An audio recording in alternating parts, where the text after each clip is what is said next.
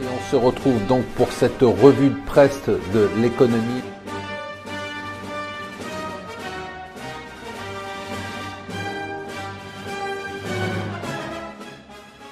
Bonjour et bienvenue sur Mon Financier pour la revue de presse de l'Écho. Nous sommes le lundi 27 novembre. La nouvelle du jour, c'est la force de l'euro.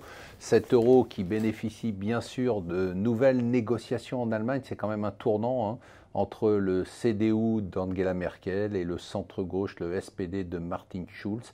On pourrait avoir à nouveau une grande coalition comme celle qu'on a eue pendant le précédent mandat. Et ça serait sacrément bon pour l'Allemagne et donc sacrément bon pour l'Europe et pour l'euro. D'autre part, l'euro bénéficie bien sûr.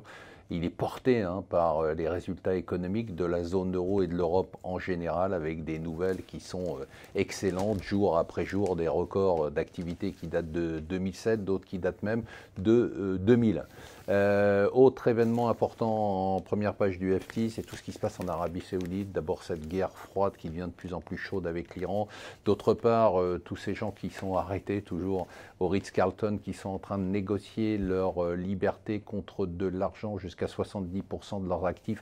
On parle d'un montant global de 100 milliards de dollars qui pourraient être récupérés par les Saoudiens, c'est pas rien.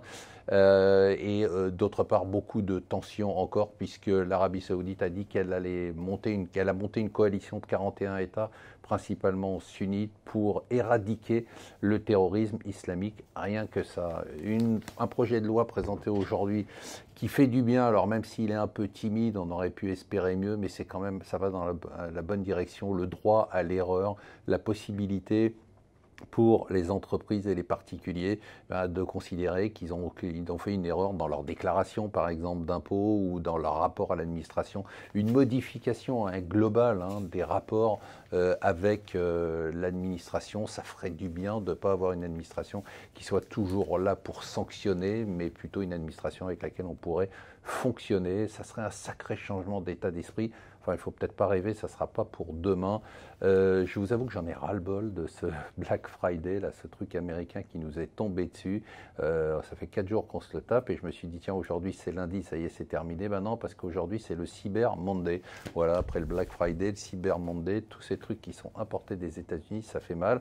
Alors ça fait pas mal à tout le monde parce que Jeff Bezos, lui, ça lui fait beaucoup de bien. Amazon s'est encore envolé et Jeff Bezos, nous disait les Échos, est l'homme qui valait 100 milliards de dollars. Surtout, n'oubliez pas de regarder C'est votre argent, c'était exceptionnel et c'est en replay.